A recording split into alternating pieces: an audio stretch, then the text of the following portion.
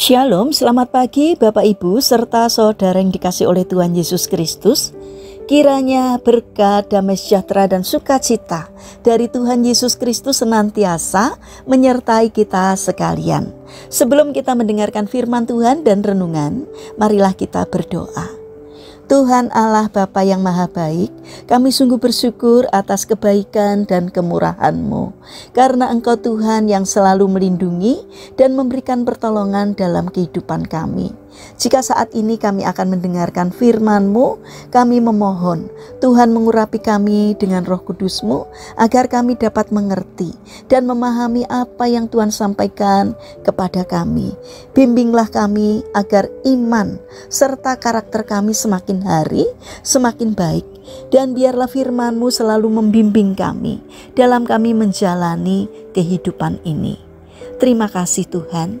Di dalam nama Tuhan Yesus Kristus kami sambut berkat firman Tuhan. Amin. Bapak Ibu serta saudara yang terkasih, bacaan firman Tuhan saat ini diambil dari TB2 dari kitab 2 Tesalonika 3 ayat 11. Demikianlah sabda Tuhan. Kami katakan ini karena kami dengar bahwa ada orang yang tidak tertib hidupnya dan tidak bekerja, melainkan sibuk dengan hal-hal yang tidak berguna. Tema renungan saat ini adalah jadilah orang yang tertib. Bapak Ibu serta saudara yang dikasihi oleh Tuhan, saat Mahatma Gandhi belajar di Inggris, kakaknya mengiriminya jam saku emas. Setelah Gandhi memutuskan untuk tidak lagi berpakaian dan bergaya hidup ala Eropa, ia kembali memakai pakaian India yang sangat sederhana. Tetapi ia tetap membawa jam itu. Tampaknya Gandhi paham bahwa waktu amat berguna dan ia menyimpan jam itu sebagai pengingat agar tidak membuang-buang waktu secara sia-sia. Kebanyakan orang mengaku sibuk dengan pekerjaannya. Pertanyaannya, ia sibuk mengerjakan hal-hal yang berguna atau yang tidak berguna? Waktu adalah aset yang tak ternilai harganya. Waktu hidup kita terbatas dan singkat, sehingga perlu digunakan secara maksimal.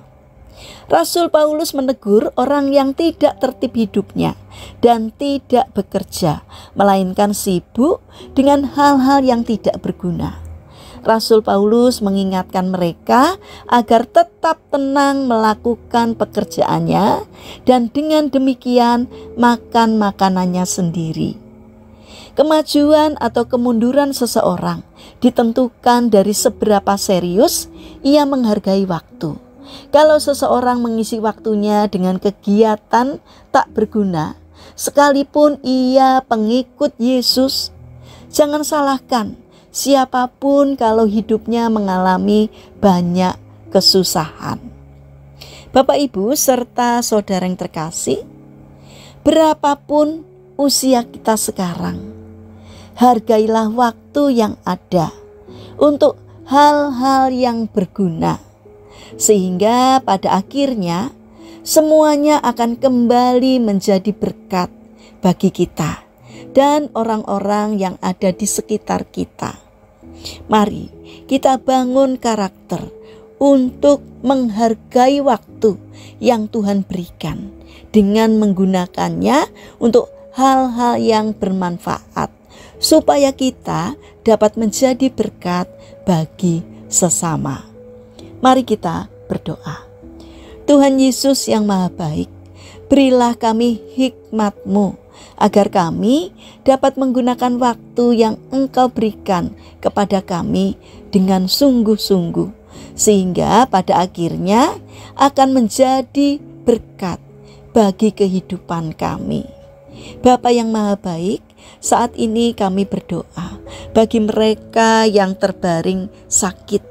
Kami mohon belas kasih dan kemurahan-Mu. Kiranya Tuhan berkenan hadir untuk menolong, untuk menjamah dan menyembuhkannya. Demikian juga bagi mereka yang mengalami kesulitan atau masalah hidup, Biarlah Tuhan berkenan hadir, supaya mereka juga bisa merasakan kehadiran dan pertolongan Tuhan, supaya mereka merasakan bahwa mereka tidak sendirian karena Engkau menyertai, menolong dan memberkati mereka. Bapa yang Maha Baik, kami berdoa untuk pemerintahan bangsa dan negara kami. Berikanlah hikmat-Mu kepada Bapak Presiden dan juga kepada para pejabat pemerintahan, agar di dalam menjalankan tugasnya taat dan seturut dengan kehendak-Mu.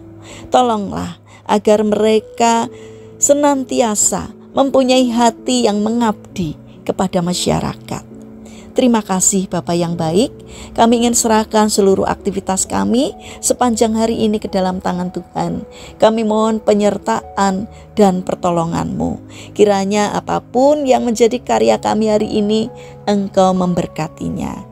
Terima kasih Bapa yang baik. Kami serahkan doa dan sembahyang kami hanya di dalam nama Tuhan Yesus Kristus, Allah yang hidup, Allah yang turut berkarya di dalam setiap kehidupan kami. Amin. Puji Tuhan, Bapak Ibu serta saudara yang terkasih, kiranya firman Tuhan dan renungan hari ini dapat menjadi berkat bagi kita semua. Haleluya.